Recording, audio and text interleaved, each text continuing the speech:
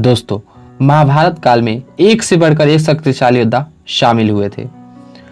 अर्जुन, महारथी, कौर, भीष्म, द्रोणाचार्य आदि तो महाभारत काल के बहुत ही विकट योद्धा माने जाते हैं। उन सभी में एक ऐसे भी योद्धा थे जिसके सामने तो पांडवों सहित पूरी सेना ने अपने अस्त्र शस्त्र का त्याग कर दिया था। दोस्तों, वह कोई और नहीं, गुरु द्रोणाचार्य का पुत्र अश्वत्थामा था। अश्वत्थामा ने एक ऐसे अस्त्र का प्रयोग किया जिसके सामने अर्जुन, भीम सहित पूरी सेना ने अपने अस्त्र शस्त्र का त्याग करके हाथ जोड़ लिया था।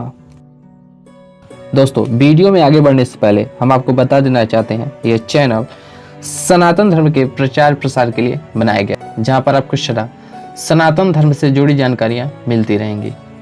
इसलिए आप सभी से रिक्वेस्ट है, इस चैनल को सब्सक्राइब करके हमें सपोर्ट करते रहें। दोस्तों, अकेले ही गुरु द्रोणाचार्य ने पांडव सेना में काफी तबाही मचा रखा था। वह एक के बाद एक पांडव पक्ष के योद्धा को मारते जा रहे थे, इसलिए उनका वध करना जरूरी हो गया था। लेकिन उनका वध करना पांडवों के वश की बात नहीं थी। पांडव खुद उन्हीं से सारी शिक्षा प्राप्त की थी।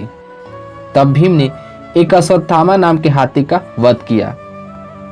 पांडवों ने इस बात को पूरी सेना में इस तरह से फैलाई, अश्वत्थामा मारा गया। भीम ने अश्वत्थामा का वध कर दिया। जब यह बात गुरु द्रोणाचार्य युधिष्ठिर से सुने तो अचेत होकर ही गिर पड़े, जिसके बाद से धृष्टद्युम्न एक तलवार से उनका शरीर काट देता है। ये सब देखकर द्रोणाचार्य का पुत्र अश्वत्थामा बहुत ही क्रोधित हो जाता है और पूरी पांडव सेना को एक बार में ही समाप्त करने का प्रतिज्ञा ले ली। उसके बाद अश्वत्थामा धनुष उठाकर एक ऐसे दिव्यास्त्र का आवाहन करता है जिसके आवाहन मात्र से ही आकाश में बिजलियां चमकने लगती हैं। चारों ओर हाहाकार मच जाता है। इस दिव्यास्त्र के चमक मात्र से ही पूरी पांडव सेना इधर उधर भागने लगती है। दोस्तों, अश्वत्थामा ने जिस दिव्यास्त्र को प्रकट किया था वह नारायण अस्त्र था। नारायण अस्त्र इतना घातक होता है कि यह पल भर में पूरी सेना को समाप्त कर सकता है। नारायण अस्त्र से अनेकों अस्त्र प्रकट होते रहते हैं और शत्रु पक्षों नाश करते हैं। जब अश्वत्थामा नारायण अस्त्र को पांडवों की ओर छोड़ा तो सभी एकदम डर जाते हैं। इस अस्त्र से अनेकों अस्त्र प्रकट होकर पांडव सेना को समाप्त करने लगते हैं। नारायण अस्त्र के उत्तर देने की क्षमता न तो अर्जुन के पास ही था और न ही अन्य किसी पांडव में। तब युधिष्ठिर नारायण अस्त्र को रोकने के लिए भगवान श्री कृष्ण से उपाय पूछते हैं। भगवान श्री कृष्ण कहते हैं, नारायण अस्त्र को रोकने की क्षमता किसी मनुष्य के पास नहीं है।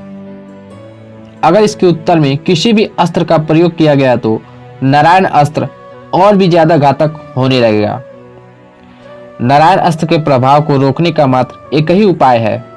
अगर पूरी सेना निशस्त्र होकर इसके सामने नतमस्तक हो जाए तो नारायण अस्त्र अपने आप ही शांत हो जाएगा। तब पूरी सेना ने अपने अस्त्र शस्त्र को नीचे रखकर हाथ जोड़ लिए, लेकिन भीम अपनी अकड़ नहीं छोड़ते और नारायण अस्त्र का प्रतिकार करने लगते। तब भगवान श्री कृष्ण भीम को बहुत समझाते हैं, लेकिन फिर भी भीम नहीं मानते और नारायण अस्त्र पर तीर चलाने लगते हैं। इससे नारायण अस्त्र का प्रभाव और भी ज्यादा बढ़ जाता है। भीम के इस क्रोध के कारण नारायण अस्त्र से सुदर्शन चक्र प्रकट हो जाता है और भीम की ओर आने लगता है। यह देख भीम अपनी हार स्वीकार कर लेते हैं और हाथ जोड़ लेते हैं। तब सुदर्शन चक्र वापस चला जाता है और नारायण अस्त्र का भी प्रभाव खत्म होने लगता है। दोस्तों, इस तरह से पूरी पांडव सेना ने नारायण अस्त्र के आगे निशस्त्र होकर हाथ जोड़ लिया, जिससे नारायण अस्त्र अपने आप ही शांत हो गया। दोस्तों, नारायण अस्त्र के प्रतिकार में किसी भी अस्त्र का प्रयोग करने पर नारायण अस्त्र का प्रभाव और भी ज्यादा बढ़ जाता है।